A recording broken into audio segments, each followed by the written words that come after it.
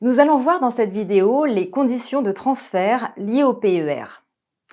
En effet, la loi Pacte, avec la création du PER, facilite les transferts, ce qui induit que toute personne pourra conserver sur un seul plan l'ensemble de son épargne disponible pour sa retraite, même en cas de modification d'activité professionnelle.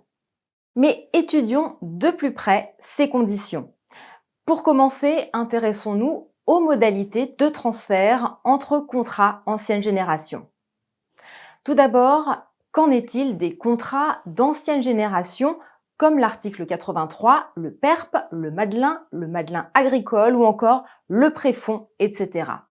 Depuis le 1er octobre 2019, l'adhérent peut demander le transfert de son ancien contrat vers un PER individuel ou d'entreprise. Ce transfert se fait vers les compartiments autorisés à recevoir ces fonds.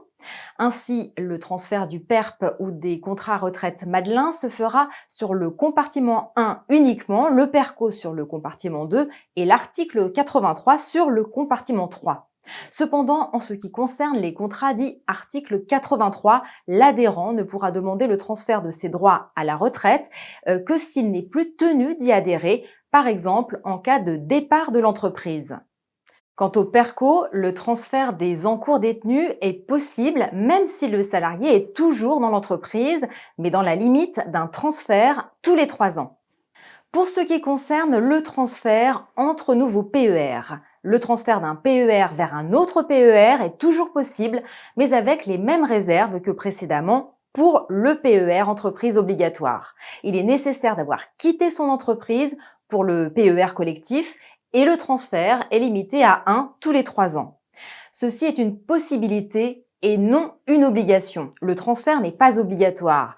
L'adhérent peut conserver ses anciens contrats et continuer à les alimenter ou les conserver et ouvrir un PER pour les nouveaux versements ou encore les transférer vers un PER. Cette décision de transfert doit être accompagnée par un conseiller afin que l'adhérent ne perde pas certains avantages existants sur l'ancien contrat. Notons enfin que les sommes ainsi transférées ne sont pas déductibles des revenus puisqu'elles ont déjà fait l'objet d'une déductibilité sous leur ancienne enveloppe, PERP ou Madelin par exemple. Vous attendez certainement que je termine par le transfert de l'assurance vie vers un PER, mais il s'agit là de rachat et non d'un transfert à proprement parler. Qui dit transfert dit frais de transfert. Notons que ces transferts sont obligatoirement plafonnés à 1% des montants disponibles sur les contrats sur les 5 premières années du contrat.